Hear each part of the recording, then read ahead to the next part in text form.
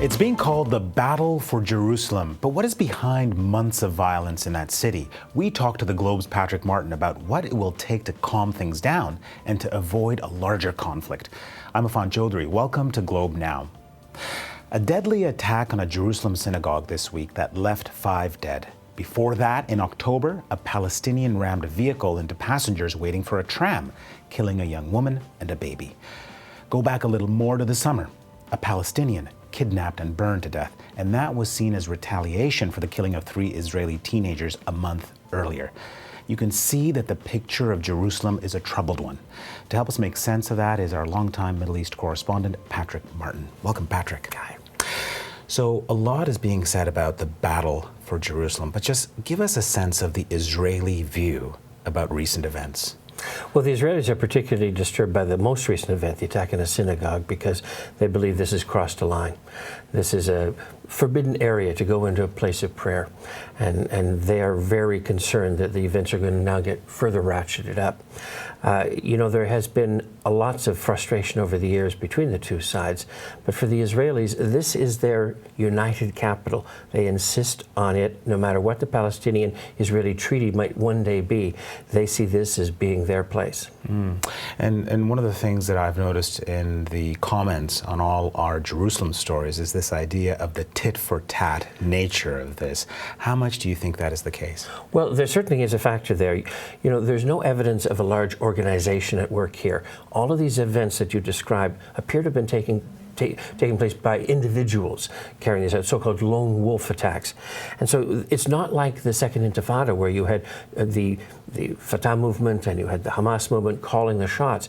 This seems to be individuals who have decided, just because they're so angry, that they're going to go on a killing spree. So how are Palestinians living in Jerusalem viewing recent events? They see things as really creeping forward. They would call it Judaization of the capital. They see areas that are very sensitive to them, such as what the Jews call the Temple Mount, what Palestinians call the Noble Sanctuary. This area in the center of the old city, which is very special to both. They see it as now the dawn of an Israeli advance along that plateau that's there. In 1967, when this area was captured, the Israelis knew the sensitivity of it immediately, and they decided within 24 hours, we're not going to take control of this area, we're going to give it back to the Islamic Waqf. It's just too sensitive. So you're going to have an opportunity for people to go up individually on the site, but the Muslims will control this place as they have since the 7th century. Okay, so that's the kind of Palestinian view of recent events. But there's always the question of, why now?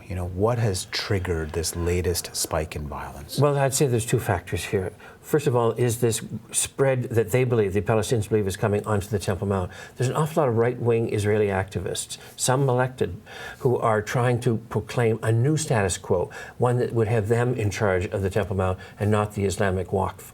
The other thing is there have been individual events. Earlier this week, there was the hanging of a Palestinian bus driver. Now, the Palestinians say, he was lynched in his bus. What else could it have been? An autopsy this week revealed that, in fact, it was a suicide. That was what the Israelis say. Palestinians, no matter what the evidence, aren't going to believe that. Right, interesting. And so in all of this is Prime Minister Netanyahu. And I wonder, what can he do to calm things down? Well, he made a speech to the nation the other night, and it was really quite striking in the manner that he called, first of all, for national unity, but secondly, he insisted that Israelis not take matters into their own hands. I think he really sensed this week that his country was ready to burst. The attack in the synagogue will do that sort of thing. In 1994, there was a Jewish attack on a mosque in Hebron when a man killed 29 Muslims at prayer. That changed everything in the 1990s. It ended the Oslo Accord, launched suicide bombings. This time what we have is a case where the sanctity of a synagogue has been broken, and you have such outrage on the Israeli side that he knew very well people have to stay calm. I'm not sure that they can stay calm. I'm not sure that we're not going to see a further increase in the tit-for-tat campaign going on.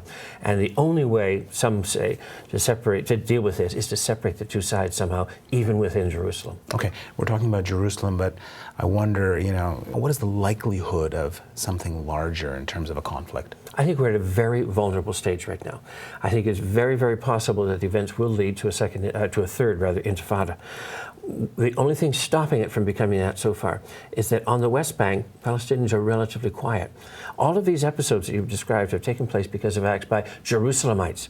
Now, in the past intifadas, they were carried out by people in Gaza and the West Bank. Very few Jerusalemites were involved. And the Israelis always felt comfortable that, well, at least the folks around our capital here aren't rising up. This time, they're rising up. And it won't take very much more for the people in the West Bank to begin to take further notice and to launch something themselves. Okay, Patrick, thank you so much. Well, be sure to check out Patrick's reporting on the Middle East. There's a multimedia interactive that's online, and it's all about untangling the complexities of the region. So do check it out. That's all for today's show. If you've got a moment, hop onto Twitter. What do you think it will take to calm tensions in Jerusalem? Tweet us at Globe Now. I'm Affan Chowdhry. Thanks for watching.